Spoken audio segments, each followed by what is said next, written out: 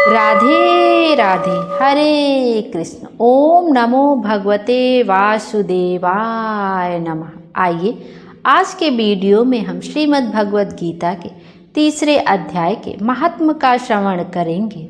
श्री भगवान कहते हैं, प्रिय जन, स्थान में एक जड़ नामक ब्राह्मण था जो कौशिक वंश में उत्पन्न हुआ था। उसने अपना जातीय धर्म छोड़कर बनिए की वृत्ति में मन लगाया। उसे पराई स्त्रियों के साथ व्यभिचार करने का व्यसन पड़ गया था।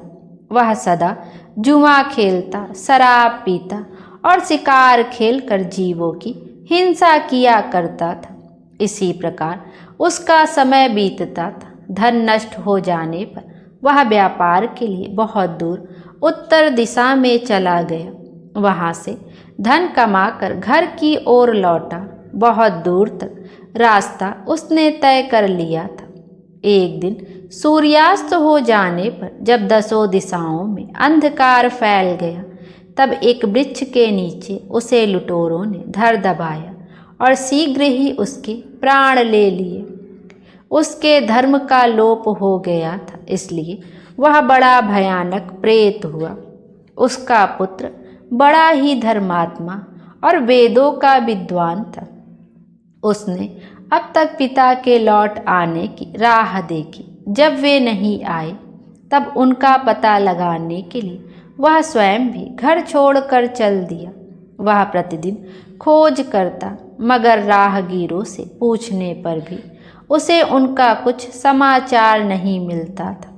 तदंतर एक दिन एक मनुष्य से उसकी भेंट हुई जो उसके पिता का सहायक था। उससे सारा हाल जानकर उसने पिता की मृत्यु पर बहुत शोक किया। वह बड़ा बुद्धिमान था। बहुत कुछ सोच विचार कर पिता का पारलौकिक कर्म करने की इच्छा से आवश्यक सामग्री साथ ले उसने काशी जाने का विचार किया। मार्ग में 7-8 मुकाम डालकर वह 9वें दिन उसी वृक्ष के नीचे आ पहुंचा जहां उसके पिता मारे गए थे। उस स्थान पर उसने संध्या उपासना की और गीता के तीसरे अध्याय का पाठ किया। उसी समय आकाश में बड़ी भयानक आवाज हुई। उसने पिता को भयंकर आकार में देखा। फिर तुरंत ही अपने सामने आकाश में उसे एक सुंदर विमान दिखाई दिया जो तेज से व्याप्त था। उसमें अनेकों क्षुद्र घंटिकाएं लगी थी। उसके तेज से समस्त दिशाएं आलोकित हो रही थी। यह देखकर उसके चित्त की व्यग्रता दूर हो गई। उसने विमान पर अपने पिता को दिव्य रूप धारण किए विराजमान देखा। उनके शरीर पर पीतांबर शोभा पा रहा था और मुनिजन उनकी स्तुति कर रहे थे। उन्हें देखते ही पुत्र ने प्रणाम किया। तब पिता ने भी उसे आशीर्वाद दिया। तत्पश्चात उसने पिता से यह सारा वृतांत पूछा। उसके उत्तर में पिता ने सब बातें बताकर इस प्रकार कहना आरंभ किया, बेटा, दैवश मेरे निकट गीता के तृतीय अध्याय का पाठ करके तुमने इस शरीर के द्वारा किए हुए दुष्टजत कर्म बंधन से मुझे छुड़ा दिया। अतः अब घर लौट जाओ, क्योंकि जिसके लिए तुम काशी जा रहे थे वह प्रयोजन इस समय तृतीय अध्याय के पाठ से ही सिद्ध हो गया है। पिता के यूं कहने पर पुत्र ने पूछा, तात, मेरे हित का उपदेश दीजिए तथा और कोई कार्य जो मेरे लिए करने योग्य हो बतलाइए। तब पिता ने कहा, अनग, तुम्हें यही कार्य फिर करना है। मैंने जो कर्म किए हैं वही मेरे भाई ने भी किए थे। इससे वे घोर नरक में पड़े हैं। उनका भी तुम्हें उद्धार करना चाहिए तथा मेरे कुल के और भी जितने लोग नरक में पड़े हैं उन सब का भी तुम्हारे द्वारा उद्धार हो जाना चाहिए। यही मेरा मनोरथ है। बेटा, जिस साधन के द्वारा तुमने मुझे संकट से छुड़ाया है उसी का अनुष्ठान औरों के लिए भी करना उचित है। उसका अनुष्ठान करके उससे होने वाला पुण्य उन नारकी जीवों को संकल्प करके दे दूं। इससे वे समस्त पूर्वज मेरी ही तरह यातना से मुक्त हो स्वल्प काल में ही श्री विष्णु के परम पद को प्राप्त हो जाएंगे। पिता का यह संदेश सुनकर पुत्र ने कहा, तात यदि ऐसी बात है और आपकी भी ऐसी रुचि है तो मैं समस्त नारकी जीवों का नरक से उद्धार कर दूंगा। यह सुनकर उसके पिता बोले, बेटा एवमस्तु, तुम्हारा कल्याण हो, मेरा अत्यंत प्रिय कार्य संपन्न हो गया। इस प्रकार पुत्र को आश्वासन देकर उसके पिता भगवान विष्णु के परम धाम को चले गए। तत्पश्चात वह भी लौटकर जन स्थान में आया और परम सुंदर भगवान श्री कृष्ण के मंदिर में उनके समक्ष बैठकर पिता के आदेशानुसार गीता के 3 अध्याय का पाठ करने लगा। उसने नारकी जीवों का उद्धार करने की इच्छा से गीता पाठ जनित सारा पुण्य संकल्प करके दे दिया। इसी बीच में भगवान विष्णु के दूत यातना भोगने वाले नरक के जीवों को छुड़ाने के लिए यमराज के पास गए। यमराज ने नाना प्रकार के सत्कारों से उनका पूजन किया और कुशलता पूछी। वे बोले, धर्मराज, हम लोगों के लिए सब ओर आनंद ही आनंद है। इस प्रकार सत्कार करके पितृलोक के सम्राट परम बुद्धिमान यम ने विष्णुदूतों से यमलोक में आने का कारण पूछा। तब विष्णुदूतों ने कहा, यमराज, शेष शैया पर शयन करने वाले भगवान विष्णु ने हम लोगों के आपके पास कुछ संदेश देने के लिए भेजा है। भगवान हम लोगों के मुख से आपकी कुशल पूछते और यह आज्ञा देते हैं कि आप नरक में पड़े हुए समस्त प्राणियों को छोड़ दें। अमित तेजस्वी भगवान विष्णु का यह आदेश सुनकर यम ने मस्तक झुकाकर उसे स्वीकार किया और मन ही मन कुछ सोचा।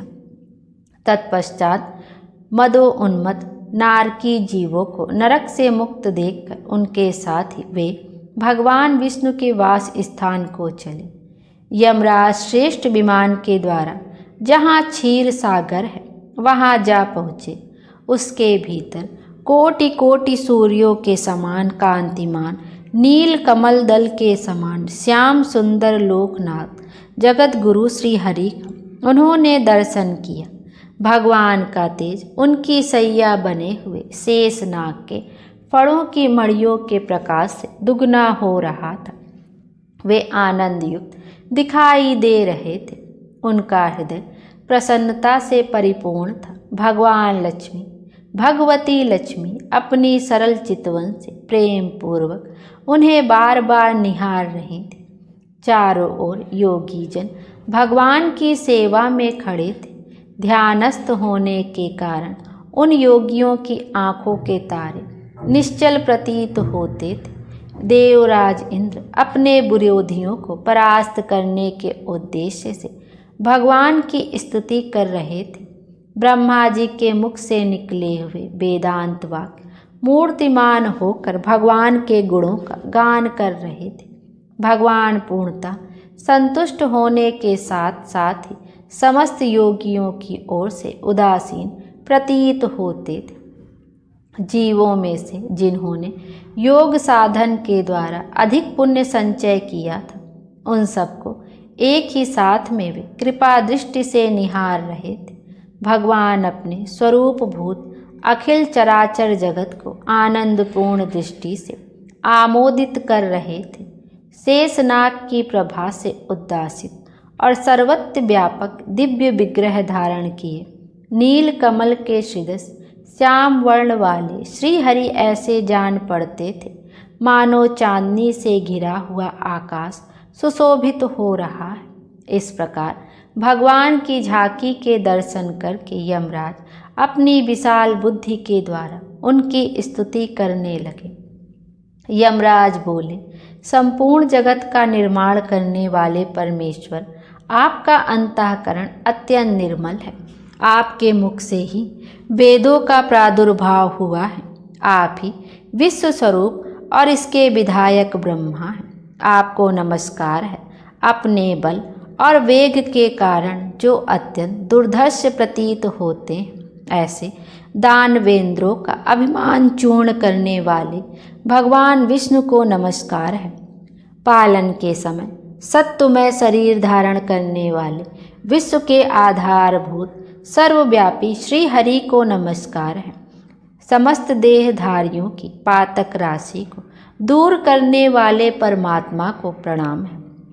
जिनके ललाटवर्ती नेत्र के तनिक खुलने पर भी आग की लपटें निकलती हैं, उन रुद्र रूपधारी आप परमेश्वर को नमस्कार है। आप संपूर्ण विश्व के गुरु, आत्मा और महेश्वर हैं, अतः समस्त वैश्वजनों को संकट से मुक्त करके उन पर अनुग्रह करते हैं। आप माया से विस्तार को प्राप्त करते हुए अखिल विश्व में व्याप्त होकर भी कभी माया अथवा उससे उत्पन्न होने वाले गुणों से मोहित नहीं होते। माया तथा माया जनित गुणों के बीच में स्थित होने पर भी आप पर उनमें से किसी का प्रभाव नहीं पड़ता। आपकी महिमा का अंत नहीं है, क्योंकि आप असीम हैं। फिर आप वाणी के विषय कैसे हो सकते हैं? अतः मेरा मौन रहना ही उचित है। इस प्रकार स्तुति करके यमराज ने हाथ जोड़कर कहा, जगत गुरु, आपके आदेश से इन जीवों को गुण रहित होने पर भी मैंने छोड़ दिया है। अब मेरे योग्य और जो कार्य हो उसे बताइए। उनके यूँ कहने पर भगवान मधुसूदन मेघ के समान गंभीर वाणी द्वारा मानो अमृत रस से सींचते हुए बोले, धर्मराज, तुम सबके प्रति समान भाव रखते हुए लोगों का पाप से उद्धार कर रहे हो। तुम पर देहधारियों का भार रख के मैं निश्चिंत हूँ। अतः तुम अपना काम करो और अपने लोक को लौट जाओ। यूँ कहकर भगवान अंतर ध्यान हो गए।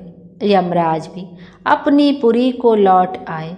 तब वह ब्राह्मण अपनी जाति के और समस्त नारकी जीवों का नरक से उद्धार करके स्वयं भी श्रेष्ठ विमान द्वारा श्री विष्णु धाम को चला गया। बोले विष्णु भगवान की जय। तीसरा अध्याय यहीं पर समाप्त हुआ। आइए अब श्री कृष्ण जी की आरती का भी श्रवण करते हैं। आरती युगल किशोर की कीजय, तन मन धन न्योछावर कीजय। आरती युगल किशोर की कीजय, तन मन धन न्योछावर कीजय। रवि शशि कोट बदन की शोभा, ताहि निखरी मोर मन लोभा। गौर श्याम मुख निरखत रीझ, प्रभु स्वरूप नयन भर लीज। कंचन थाल कपूर की बाती, हरि आए निर्मल भई छाती। फूलन की सेज फूलन गल माला, रत्न सिंहासन भय नंद लाला। मोर मुकुट कर मुरली सोह, नटवर वेश निरख मन मोह। ओढ़े नील पीत पट सारी, कुंज बिहारी गिरिवर धारी। नंद लाल वृषभान दुलारी, आरती करत सकल नर नारी। आरती युगल किशोर के कीजिए, तन मन धन न्योछावर कीजिए। बोलिए विष्णु भगवान की जय। हरे कृष्ण। भगवान विष्णु हम सब की मनोकामना पूर्ण करें और हमारे जीवन को खुशियों से भर दें। Thank you.